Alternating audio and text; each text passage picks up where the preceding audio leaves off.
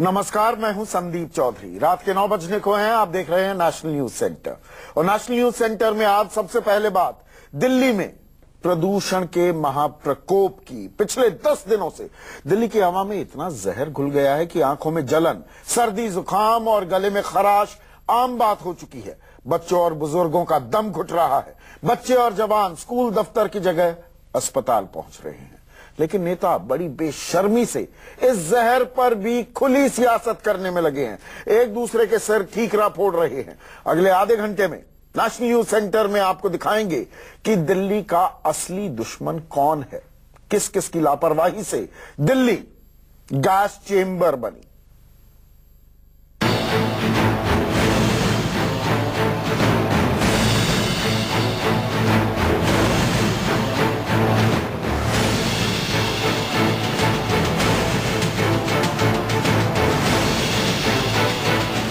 हम ज़्यादा दूर तक देख नहीं पा रहे हैं, हमें दिक्कत हो रही है, हमें स्नीजिंग, कफिंग, हमें हेल्थ रिलेटेड बहुत सारी प्रॉब्लम्स हो रही हैं।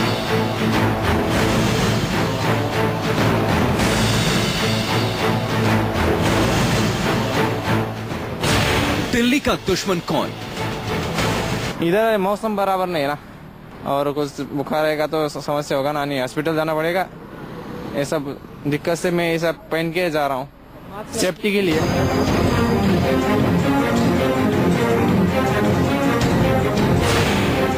दिल्ली का दुश्मन कौन?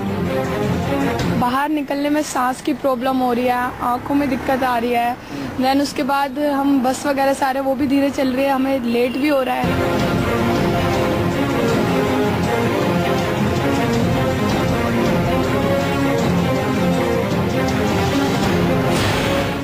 दिल्ली का दुश्मन कौन? दिल्ली एनसीआर में रहने वाले 4 करोड़ से ज्यादा लोगों का जीना मुश्किल हो गया है। सांस लेने में लोगों को बहुत तकलीफ हो रही है। घरों से बाहर निकलते ही आंखों में जलन शुरू हो जाती है। आखिर दिल्ली का असली दुश्मन कौन है? क्या दिल्ली एनसीआर के लोगों को इस जानलेवा प्रदूषण से बचाया नहीं जा सकता है? क्या दिल्ली को गैस चेंबर बनने से रोकने की जिम्मेदारी केंद्र सरकार की नहीं है? क्या दिल्ली सरकार ने प्रदूषण की नहीं है? क्या दिल्ली सरकार ने प्रदूषण रोकने के लिए समय पर जरूरी कदम उठाए? दिल्ली एनसीआर के 4 करोड़ से ज्यादा लोगों पर आई सबसे बड़ी मुसीबत का जिम्मेदार कौन है? केजरीवाल, मनीष सिसोदिया, दिल्ली के उपराज्यपाल, देश के पर्यावरण मंत्री हर्षवर्धन, पंजाब के मुख्यमंत्री कैप्टन अमरिंदर सिंह, या फिर हरियाणा के मुख्यमंत्री मनोहर लाल खट्टर।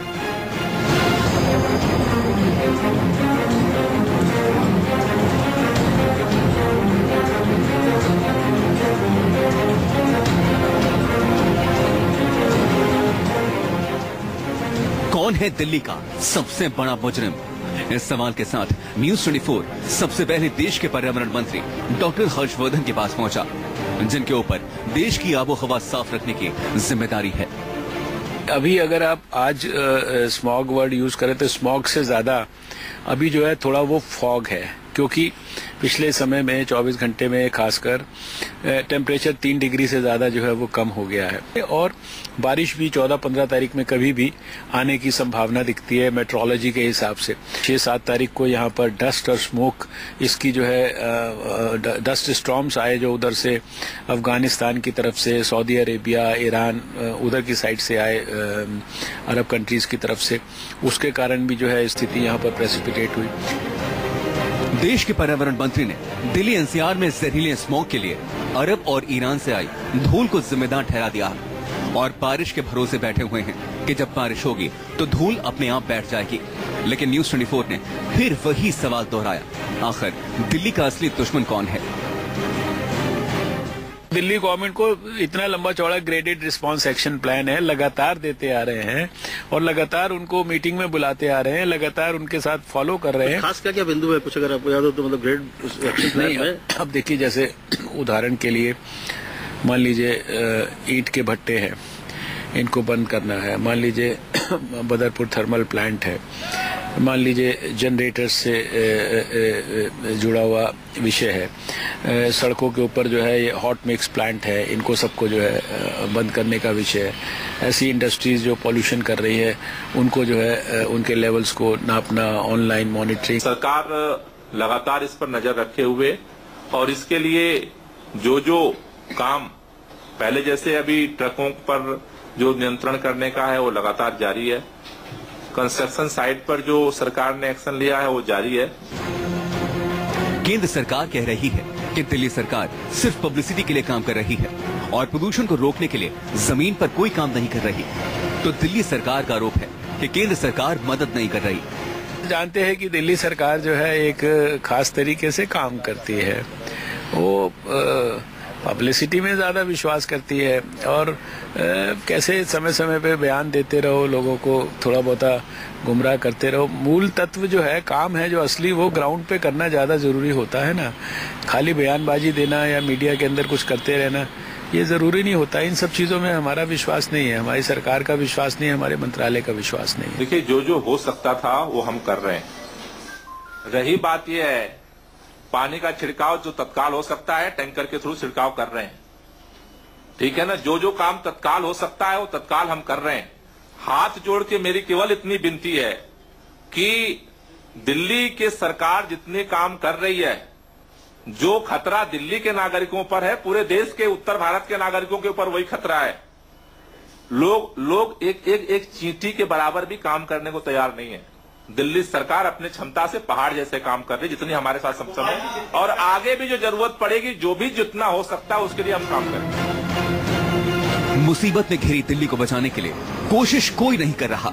हाँ, एक दूसरे पर ठीकरा फोड़ रहे हैं, लेकिन ईमानदारी से दिल्ली एनसीआर में रहने वाले 4 करोड़ लोगों के सांस और सेहत की किसी को जरा भी फिक्र नहीं है। ऐसे में सवाल उठता है, क्या दिल्ली को प्रदूषण से बचाने के लिए सरकार पानी का छिड़काव तक नहीं करवा सकती? क्या केंद्र सरकार दिल्ली में पानी के छिड़काव के लिए हेलीकॉप्टर मुहैया नहीं करवा सकती? क्या वन विभाग के हेलीकॉप्टर्स को दिल्ली के ऊपर पानी के छिड़काव के लिए नहीं लगाया जा सकता? क्या सेना और पैरामिलिट्री के हेलीकॉप्टर्स को पानी के छिड़काव के काम में नहीं लगाया जा सकता?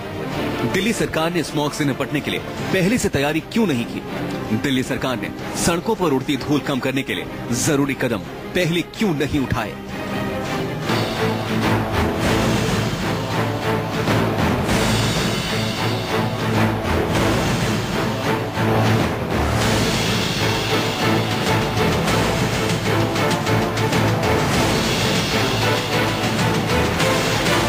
मतलब साफ है, दिल्ली एनसीआर को प्रदूषण से बचाने के लिए समय पर सरकार की ओर से ठोस पहल नहीं हुई। सब कुछ मीटिंग और कागज पर एक्शन प्लान तक सिमटा रह गया, जिससे दिल्ली एनसीआर में रहने वाले 4 करोड़ लोगों के लिए सांस लेना मुश्किल हो गया है। वरुण सिन्हा के साथ अमित कुमार, दिल्ली न्यूज़ 24। पर दरअसल सरकारों के लिए जो सवाल नेशनल न्यूज सेंटर में जो हम सवाल उठा रहे हैं, ये सवाल ही बेमानी है। वो तो काम कर रहे हैं, आपने सुना।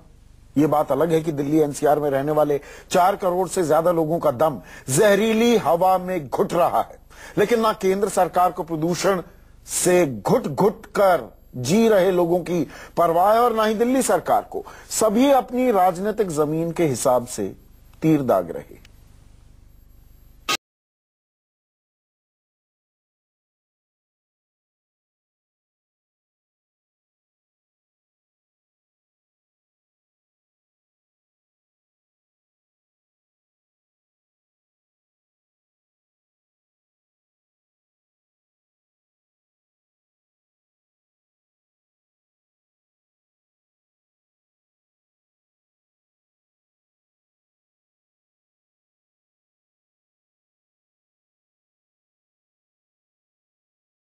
दिल्ली में हैवी पोल्यूशन को देखते हुए एनजीटी ने आदेश दिया कि कोई भी किसी भी तरह का कंस्ट्रक्शन का काम दिल्ली में नहीं चलेगा। दिल्ली हो या एनसीआर हो, वहां पर किसी भी तरह का कंस्ट्रक्शन का काम नहीं चलेगा।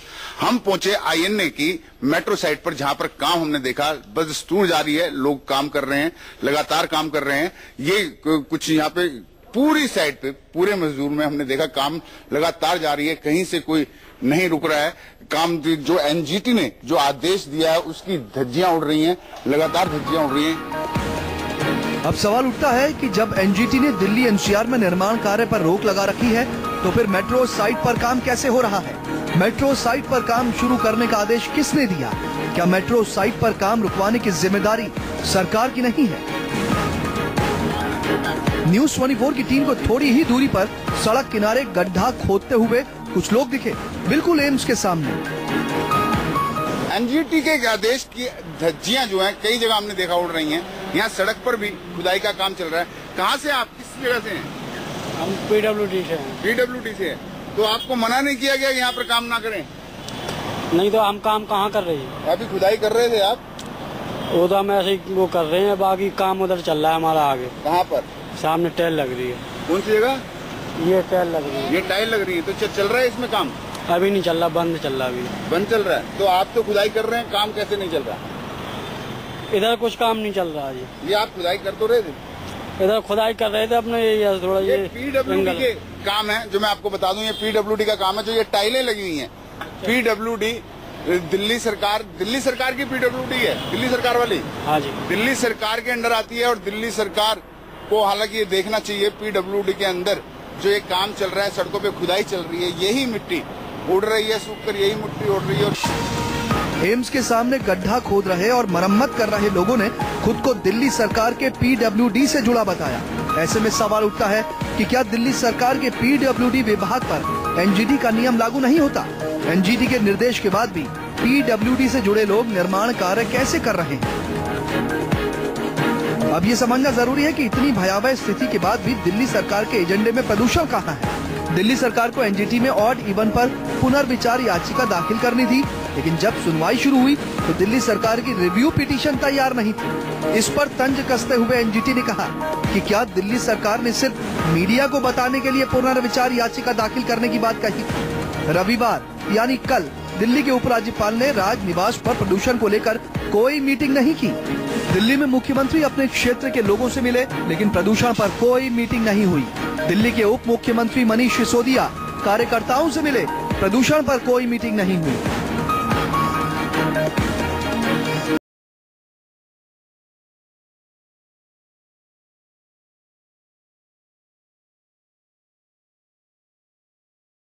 कई हिस्सों में गैर कानूनी रूप से निर्माण कार्य हो रहा है। धूल और धुआं दोनों निकल रहा है, जो लोगों की जान का दुश्मन बना हुआ है। अब आपको बताते हैं कि दिल्ली में किसने अपना काम ईमानदारी से नहीं किया।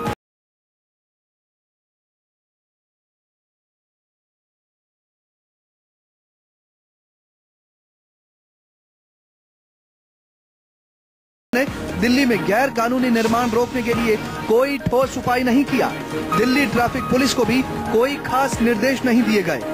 हर हफ्ते एमसीडी और दिल्ली सरकार के अफसरों की मीटिंग के बाद भी प्रदूषण रोकने को लेकर कोई मीटिंग नहीं हुई।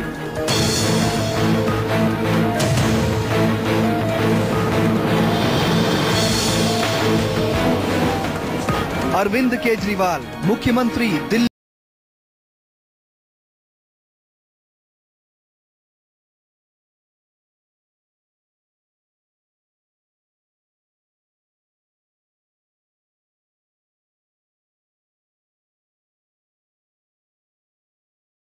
दिल्ली की आबो हवा साफ रखने की जिम्मेदारी पर्यावरण मंत्री इमरान हुसैन पर है।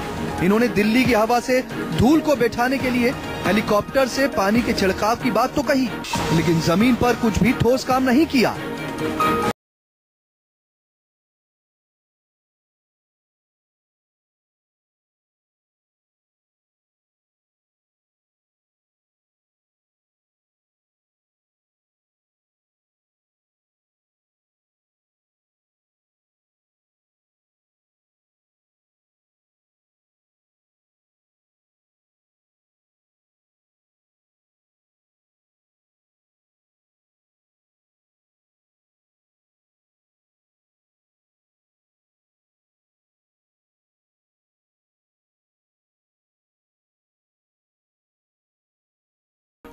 तो ये कड़वी हकीकत है। अब दिखावे के लिए जो कदम भी उठाए जा रहे हैं वो तब जब मुसीबत गले आन पड़ी। चरणबद्ध तरीके से कैलिब्रेटेड अप्रोच क्यों नहीं? 6-8 महीने से सरकारें क्या सो रही थी? तब प्रदूषण को रोकने के लिए कोई ठोस कदम क्यों नहीं उठाए गए? एक और पहलू, आज सुप्रीम कोर्ट ने पराली जलाने और धूल से हो रहे प्रदूषण को लेकर केंद्र, दिल्ली, पंजाब, हरियाणा और यूपी सरकार को नोटिस जारी किया। नोटिस में पराली नहीं जलाने का निर्देश दिया गया है, साथ ही प्रदूषण कम करने के उपायों को लेकर सुझाव भी मांगे गए। लेकिन अगर समय पर दिल्ली और आसपास के राज्यों में एक समझौता हो गया होता तो करीब 4 करोड़, फिर से दोहरा रहा हूं, 4 करोड़ लोगों को सांस लेने में इतनी तकलीफ नहीं होती। प्लान भी वैसे तैयार था, लेकिन खर्च पर पेंच फंस गया।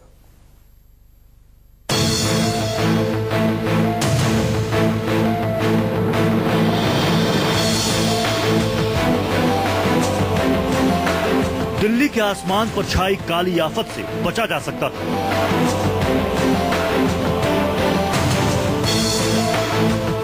दिल्ली वालों के लिए जहरीली हवा लेना मजबूरी नहीं बनती अगर केंद्र और दिल्ली के आसपास की सरकारों के बीच सहमति बन जाती, लेकिन ऐसा हो न सका और अब हालात ऐसे हैं कि उनके जल्द सुधरने के आसार नहीं दिख रहे। दिल्ली के आसमान में स्मॉग में बड़ा योगदान पंजाब, हरियाणा, यूपी और राजस्थान का है। अगर किसानों को पराली न जलाने देने के फॉर्मूले पर सहमति बन जाती तो इस साल सितंबर के महीने में ही ये खतरा टल जाता, लेकिन खर्च कौन करे, इसी पर आकर बात अटक गई। आज एक अखबार में खबर आई है, 3 महीने पहले केंद्र सरकार ने मीटिंग की इसी पराली को लेकर के कि इस पर क्या किया जाए।